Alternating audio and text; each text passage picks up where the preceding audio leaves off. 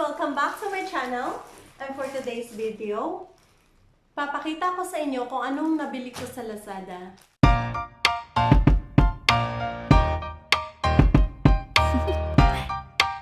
Do you wanna know? So, matagal ko na siyang gusto. Kasi po, yung mga cosmetics stuff ko, tulad ng mga lipsticks, makeups, nail polish, wala po akong lagayan nun. Kaya, I decided to buy a cosmetics organizer from Lazada.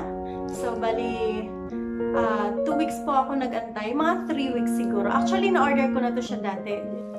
So, itong makeup organizer ko, matagal ko na siyang in-order. Bali, twice na na-cancel.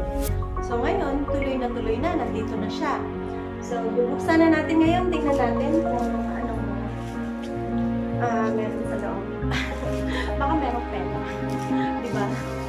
Okay, so, ang layo pa ng kanyang pinanggalingan. Mag-alcohol muna tayo. Mag-disinfect muna. Ayan. Alright.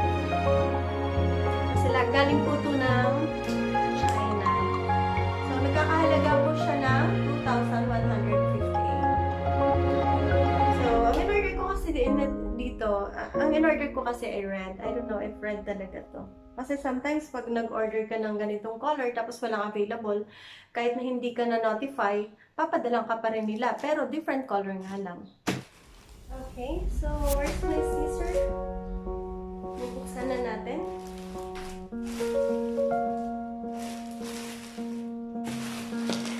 Actually, nung nakaraang araw pa ako excited na buksan to. Masyado lang kasi busy. Oh my God! Red! Meron siyang pink, black, and ano pa ba? Pero napili ko tong pink yata or red, parang gano'n. Pero mga red to. Pero let's see kung ano. Or otherwise. Pero alam ko red ang nakuha ko. Oh my God. Oh, siya naman.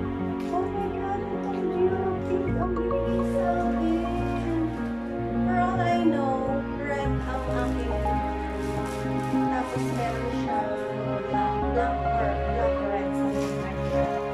O diba, sabi ko sa inyo, minsan kasi gano'n. Minsan kasi, ang dami ko na rin na-order na, halimbawa, white, beige ang in-order ko, or skin tone.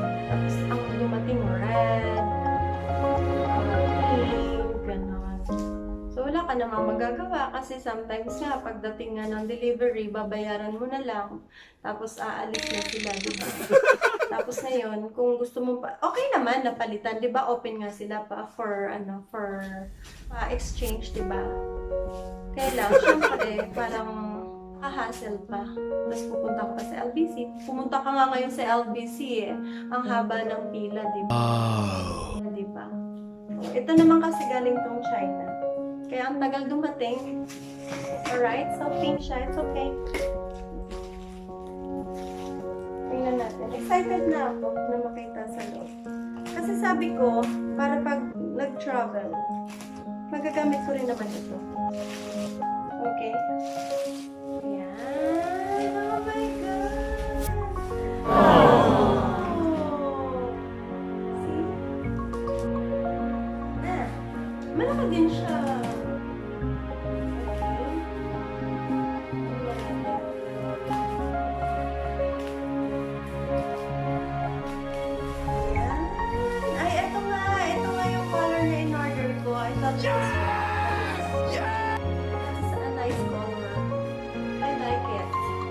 Like it? Look, guys! Next time, papakita ko na sa inyo kung ano yung mga ilalagay ko dito. Alright. It's my first time, kaya medyo excited. Buksan na natin. Excited ba kayo? Okay. Tadaan! Dami ko nakaganito.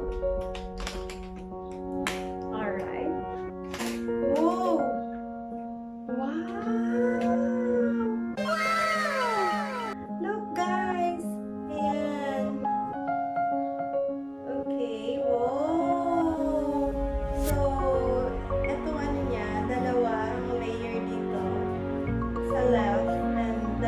here and sa right. At saka dito po. Ayan. Malalim siya. Okay? So, siguro dito, lalagyan mo ng oh my God. May susi siya. Alright. Tanggalin natin ito.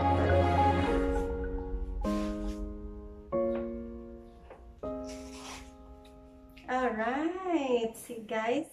Nakita niyo po kung ilang layer. Dalawa po dito, dalawa rin dito. Tsaka ito, meron tayong paglalagyan ng ating mga nail polish siguro. Pero I guess nail polish dito. Ayan. Tapos yung mga makeup mo, yung mga malalaki, actually dito siya. Ayan. Alright. Wait lang. So actually guys, ang tawag talaga nila dito ay makeup train case. Okay, nakikita ko lang to sa mga beautician, diba? Yung mga professional beautician. Nasa limbawa, meron silang home service, diba? So, ito yung nakikita ko. At saka gandang-ganda ako doon kasi organized siya. So, naisip ko na bumili nito para kung saan man ako pupunta or kahit dito sa bahay, diba? Pag-organize yung mga gamit mo, nakakatuwa tingnan. So, excited na ako na lagyan ng laman itong mga ito. So, ang next na magiging collection siguro natin ay yung mga makeup, lipsticks, mga cosmetics stuff. Okay? So, happy naman ako dito sa natanggap ko na ito. Tsaka, excited na ako na i-fill up to. Alright. So, that's it guys. Thank you for watching. Pag hindi pa kayo nakapag-subscribe, mag-subscribe na kayo. Alright. Wow. Look. I like it. Satisfied ako. I like the color too. Diba? Ito ay makeup train case. At nagkakahalaga siya ng 2,158. So, sa 2,000 mo, diba? Hindi na masama.